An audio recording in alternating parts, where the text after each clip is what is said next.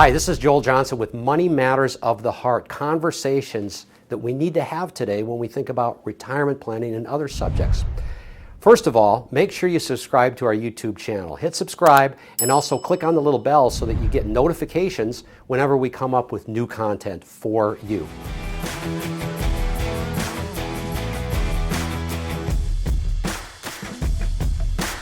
Money Matters of the Heart. What are some of the conversations that we need to have when we think about retirement? Well, first of all, keep in mind that retirement is a very emotional subject. When we think of retirement planning, some people get very fearful if they haven't retired yet. It's a lot of unknown things. At Johnson Brunetti, we have helped literally thousands of people prepare for and go through retirement, and we see all kinds of various emotions. Some people are very fearful, and then when they get to retirement, they feel great. Other people feel great until they get to retirement, and then when they get to retirement, they're very uncomfortable with the unknown. And so let's talk about some of those emotions. You know, most human beings are motivated by either fear or greed. There's one dominant issue.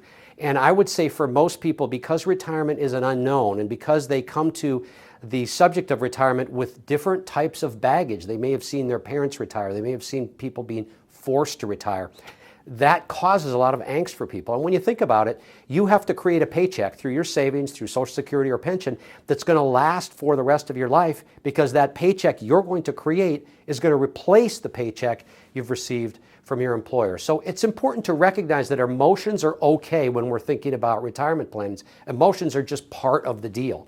And having some of these conversations with family members relieves some of that, and it also allows you to feel like you're not alone, because as you verbalize some of these things with your spouse, with your partner, with brothers and sisters, with children, as you approach retirement, you're going to feel a lot better about your particular situation. So let's think about some of the different subjects when it comes to the conversations we have to have. First of all, be prepared.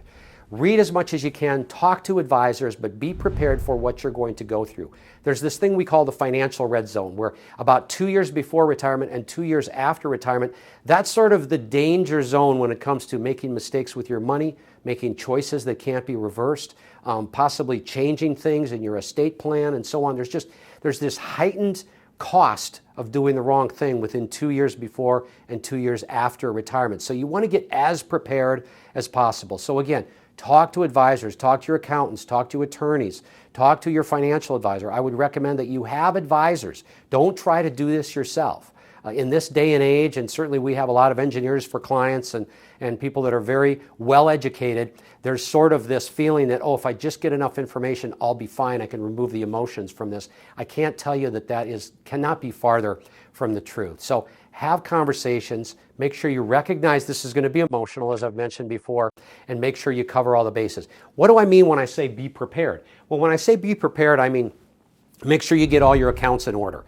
Make sure you know what your 401k balance is. Get those statements. Get your Social Security statements. Get any pensions.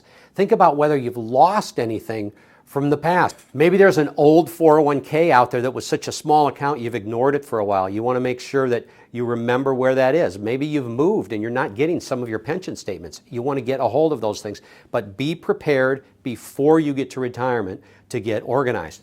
The other subject is you've got to talk with either your spouse, your significant other, somebody that's going to ride this ride with you. Now, if you're single or you're widowed or you're a widower, then maybe you don't have to get this person involved. But many times, if I think about myself and my wife is a worrier, and I'm just sort of a person that's in denial all the time. So I'm going to be real positive about how everything's going to be, and she's going to worry about how everything's going to be. And so if I don't have these conversations with her as we get to retirement, as we go through retirement, it's going to cause some strife in the household, and that's not good. And so you want to balance each other's emotions out. It's really, really important.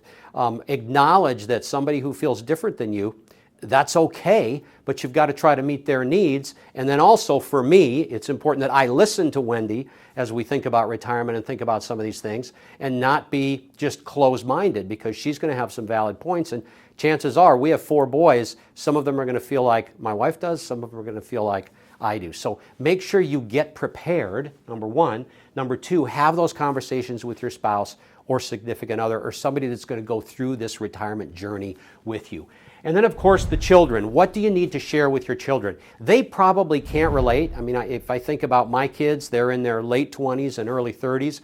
they're not going to be able to relate to some of the things that you're going through when you think about retirement and being prepared for retirement, when you think about the emotions and the matters of the heart that have to do with retirement, but you can let them know your financial situation. And I understand this is hard, and we've gone through this recently. We updated our estate plan, Wendy and I. We brought in the boys and let them know, what's happening with our money, what our philosophy is with money if we die with money left over and so on. And they don't necessarily get it like we get it because they don't have that life experience and that life wisdom, but what they do understand is sort of where we're at, and they understand our philosophy towards money. So it's real important. Again, we're talking about matters of the heart here. We're talking about conversations to have as you approach or even as you're in retirement. You want to make sure, again, you share that with your family. I cannot tell you how often we've had somebody die. Let's say the husband dies first and then the wife dies second, and the kids come in to sort out affairs, and we as financial planners obviously help them with that, and they had no clue about how mom and dad felt about money.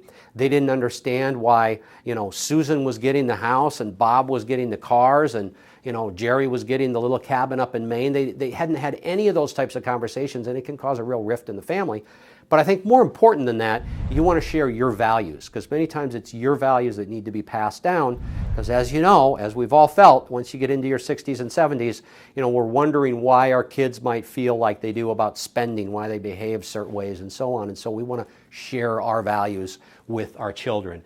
And then last, as I mentioned earlier, your advisors. Your advisors need to know how you feel and what your wishes are. In fact, your advisors need to be advisors. You can have a tax preparer, and all they do is take the information that you bring them in March or April of every year, and they prepare your taxes. That is not an advisor. An advisor is somebody like my CPA, where we talk about the next 1 year, 3 years, 5 years, and they advise me of how to get set up for that. If I don't begin that conversation, many times my advisor from a tax standpoint will ask me once in a while, but I won't really be prepared for that conversation. So a good advisor is thinking out into the future, and they're being proactive. So if you have a tax preparer or a CPA, you should all have somebody that you've done estate planning with, which could be a certified financial planner. It could also be an attorney. Usually there's a team of people. You need to have those conversations with those advisors. And then maybe the most important, I'm not sure if it's the most important from a long-term standpoint, but it certainly is the most important for you when you're navigating through retirement and creating paychecks for yourself, is that financial advisor relationship. You need to let them know exactly how you feel about things. And if you have a financial advisor that's telling you, oh, don't worry about it, and they're sort of dismissive, especially if you and your spouse have different feelings about money, that's a real problem. You've got to have these conversations with advisors. Again, I'll give you another example from my personal experience. Wendy and I have always saved about 20 or 25% of our income. So we end up getting to retirement or getting close to retirement. I don't plan to retire anytime soon. But as we get close to retirement, now we end up with more money than we have to have. Okay, so there's conversations around estate planning. We want to reduce taxes as much as possible. And then we have these conversations about where income is going to be created if I'm no longer working, or if I die and my spouse needs to create income. And so we actually have, even though I'm in this business, we actually have outside financial advisors that we run things by.